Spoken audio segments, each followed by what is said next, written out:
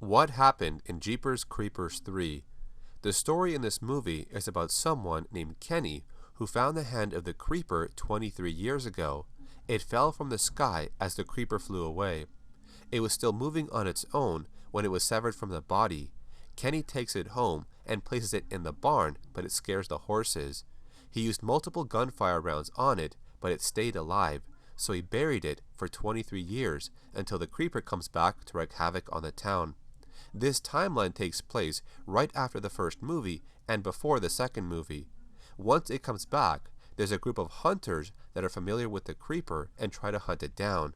They also receive help from Sheriff Dan, who knew about it as well. This group goes to visit Galen Brandon.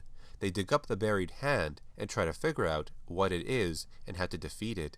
Sheriff Dan then holds onto the severed hand and he goes into some type of trance where his eyes roll back and turn white. The hand clutches onto Dan and he gets a vision of something related to the creeper. The creeper's truck and its tires were shown to deflect bullets, so maybe it has magical powers. Two captured people are kept inside the truck and they find out it's full of booby traps. Even the minigun gets used on the creeper and it still does not stop it. But one interesting thing that is shown is that the creeper seems to have some type of special power connected to its weapons.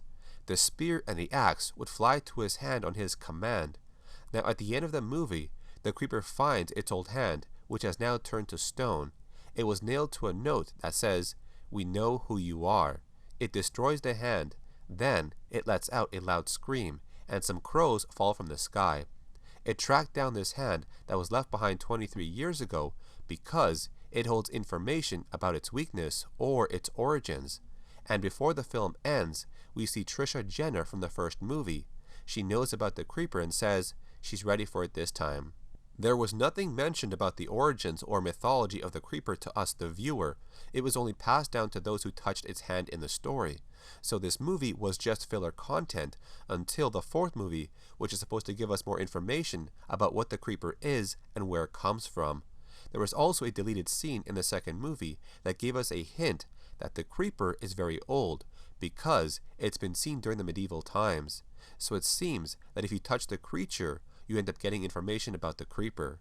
Now I have this theory that if you do not fear the creeper, you are able to damage it or maybe even destroy it. After Dan touched the creeper's hand, he learned something about it, so maybe this is why he was not afraid of it anymore. This connects to when the creeper targets someone who fears it the most. Maybe it's because that person will not fight back. This is also linked to the ending of the first movie when Trish was brave enough to stand up to the creeper, but instead it chose Derry because he was afraid. The creeper also consumes body parts of its targets to replenish its own every 23 years, so I've been thinking, does it also choose targets that do not have any diseases?